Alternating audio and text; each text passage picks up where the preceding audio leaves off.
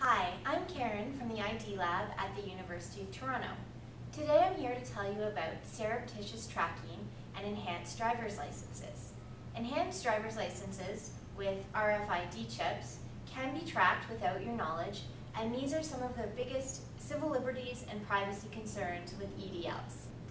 Graham Norton, director of the Canadian Civil Liberties Association, said as follows: "If an RFID reader were set up at a specific location, such as a place of work or worship, it could be used to determine when a particular individual comes and goes based on the unique identifier contained on the EDL."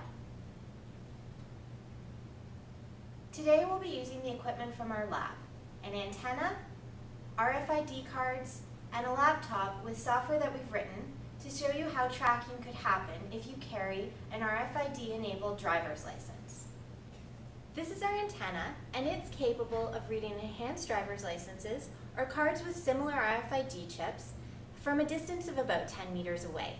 To begin, if I have some RFID-enabled driver's licenses, and they're carried by people who are attending a protest organization meeting, they can be tracked. Brenda, let's put away our driver's licenses. And now I'm going to initialize the software. And now if Brenda were to walk by the antenna, they would show up on the matrix.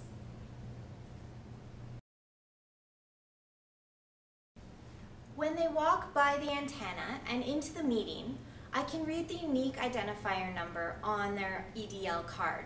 But what's important to realize is that I can read the number even when the antenna is hidden.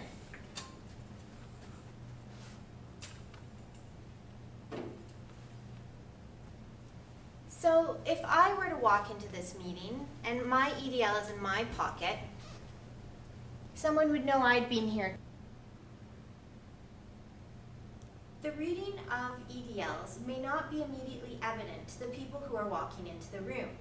But what is important to realize is that the antenna is connected to a computer, and on the computer there's database software. By reading the numbers, I can keep track of who has entered this room. This grid assumes that we've been able to link together the identifier numbers and personal information like my name to create this mock database. So for my entry, Karen, it's easy to imagine how some of this information is being pieced together. Maybe that photo was captured one day with a cell phone camera, and maybe my whole name and my affiliation was pulled off of a name tag when I was at another meeting or conference. These types of databases can be made and put together with easily collected information which can be linked to unique identifier numbers on EDLs. Today I've showed you how the surreptitious tracking of people carrying EDLs could be carried out.